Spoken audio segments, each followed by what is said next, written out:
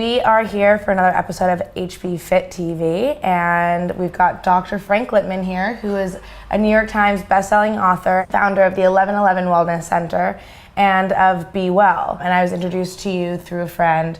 Got in here, you were surprised by how much knowledge I actually had.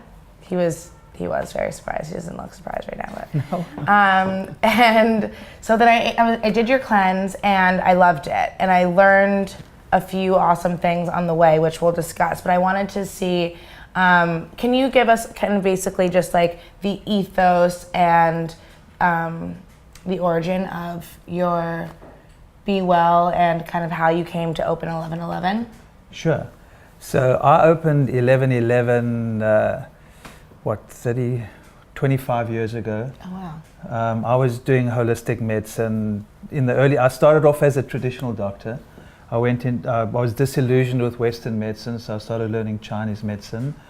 And this was in the mid-80s, and I realized this is the future of medicine, combining Western medicine with Chinese medicine, because they're both good at different things. Western medicine is great if you break a bone or you've got a burst appendix, you've got pneumonia, but otherwise it's not particularly good. And whereas Chinese medicine was better for the chronic day-to-day problems when people had headaches and they couldn't poop and they were tired. So I thought the combination would be the answer to medicine. So I started practicing that in the mid to late 80s and started my own clinic in early 90s, and that's how 1111 started. And we called it 1111 because in 1991, 92, we were all talking about this changing consciousness with the whole 1111 Mayan calendar, so I got caught up with that, and that's why I called it 1111. There's going to be a shift in consciousness. Never happened. So, although I think it is happening now. I think it is happening now as well. Yeah. I do. With your generation, which is wonderful. So I was just doing my thing, and when you're treating people a different way and you're getting good results, your name gets out and different people start coming in, and that's how the practice grew and grew. And then I started my own company selling supplements online, because I noticed when we were doing cleanses in the office, people got really better. And I noticed over the years that most people that came into me had gut problems. And in Chinese medicine, the gut is the center. When your gut is off, everything's off. So I started cleaning out people's guts by giving them herbal antibiotics, and developed a cleanse where you clean out the gut, because now we know, you've heard about the microbiome. Can I explain what the microbiome is? Please explain what the microbiome is. So the microbiome is this organ system in your gut and actually on your body. It's this collection of this bacteria, of all the bacteria in your body. You have more bacteria in your gut than you have cells in your body. So we're actually more bacterial than human. So how we care for those bacteria are very important, because those bacteria, for the most part, are doing an important job. They're making vitamins, they're creating hormones, they're helping you digest. And when your microbiome is off, when you've got too many bad bacteria relative to the good bacteria, your skin can become a problem. You can get acne, you can put on weight, you can feel tired, your moods, you can get depression, anxiety. And now we even know in Western medicine, this microbiome is a key to many problems we're seeing today. So I realized if we balance the microbiome, people are going to feel much better. So I created this cleanse where we actually kill the bad bacteria in the gut. And that's basically what we did with you. And we added one or two other things. And so what I noticed over the years, when you do the cleanse, people lose weight, they gain more energy, their skin clears up, they're less puffy, and they feel so much better.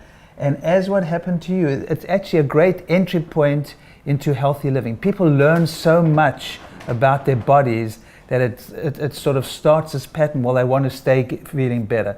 So I noticed that the cleanse is more than just getting people to lose weight. It's actually teaching people how to take care of their bodies. Yeah. And that's so you are a perfect example. And I think you epitomize your generation. I think your generation are much more interested in taking charge of their own health than my generation. So I love, so the shift in consciousness you talked about, I think is happening. I did the cleanse, I loved it. I felt like what it taught me was it really gave me time to be mindful about my consumption of food. Yes. As someone who is pretty conscious about things that I put into my body and, you know, how they make me feel, I think that's the biggest thing. Yes. That my biggest takeaway was how food makes me feel, which is, you know, different than a lot of the way normal people eat.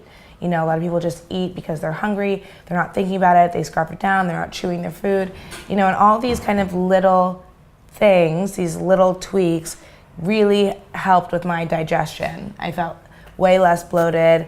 I felt like I had more energy, wasn't so tired. A lot of people get tired after they eat.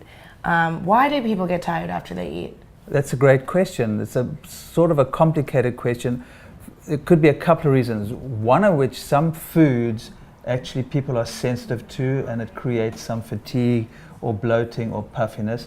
But also, if you're not digesting those foods properly, if your microbiome is out of balance, certain foods, because they're not digested properly, can also make you feel tired. So I love the fact that that's what you got from the cleanse. It wasn't just about losing weight or getting less bloated. It's about learning about yourself. Yeah, and that's, I think, you know, if moving forward, you know, because obviously a cleanse only lasts for so long, and then you kind of need to re-enter the world.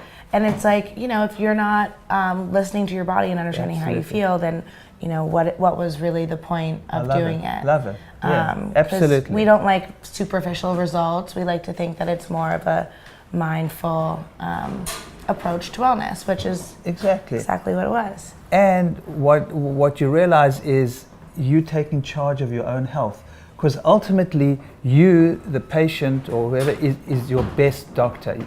You have more control over your health, and you know your body much better than any doctor could. So learning about yourself and taking charge of your own health, I think, is the key. You're gonna like this term. I heard someone say being the CEO of your own body. Absolutely. I love that term. Thank you. Can I use it? Yes, but don't forget where you got it from. Okay. So what are some other things that people can do and incorporate into their lifestyle that can help them with their overall gut health? Okay. First, I would say, number 1, 2, and 3 is sugar is the devil. Stop eating sugar, or cut back on your sugar radically. So if you can cut back on your sugar, processed foods, and even I'm going to put gluten in there too. Okay. Because those 3 things, if you stop those, most people are going to feel better. Sugar is the devil. Gluten is probably the devil with lipstick, but close to the devil. And I think most people, if they do just that, they're going to feel much better. I think doing a little bit of meditation or some breathing exercises, maybe at night before you go to bed or in the morning when you wake up, but learning to control your nervous system or calm down your nervous system is really important, because most of us are too, as we say in Chinese, it's too yang. It's too New York City. We up and we go and we can't stop. We're too caffeinated. Yeah. And then the third big thing was sleep. We know we take sleep for granted, and sleep is essential. It's one of the key pillars of health.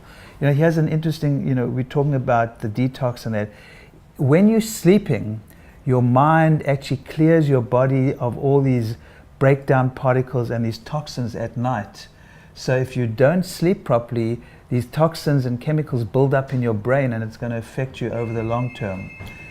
I didn't realize that. It's called the lymphatic system. So we have a system that only works when you sleep.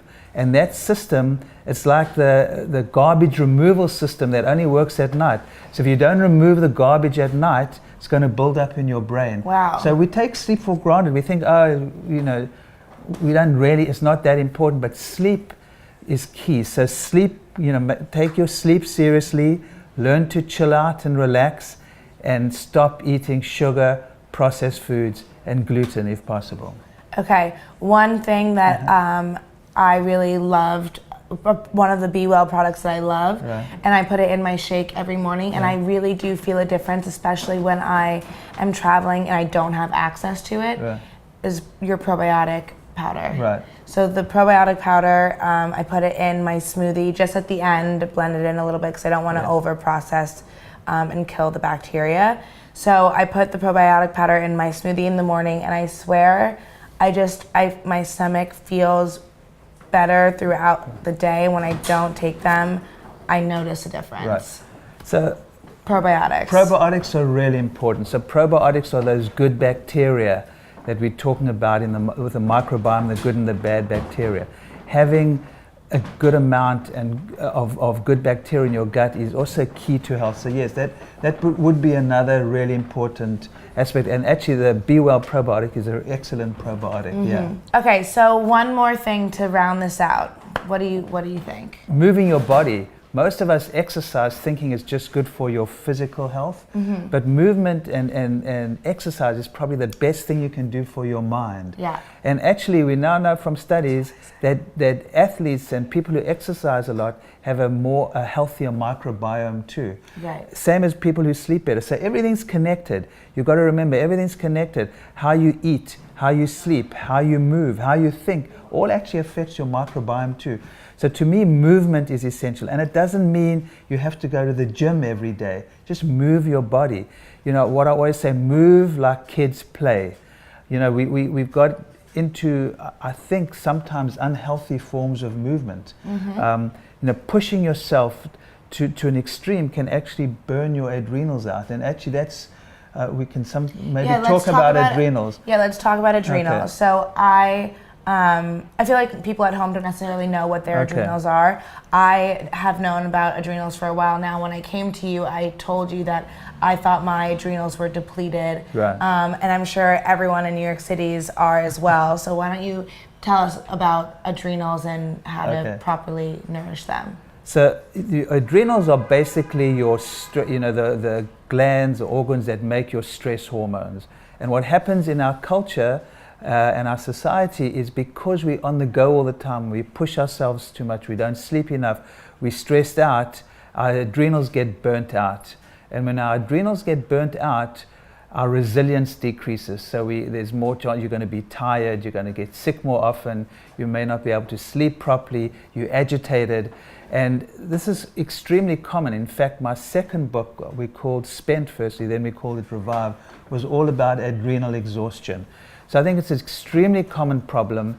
And what's interesting is people who have adrenal fatigue or adrenals are burnt out think they have to exercise to feel better. And unfortunately, and this is actually a great sign to see if your adrenals are burnt out. If you're exercising and you feel tired afterwards, that's a classic symptom of adrenal burnout.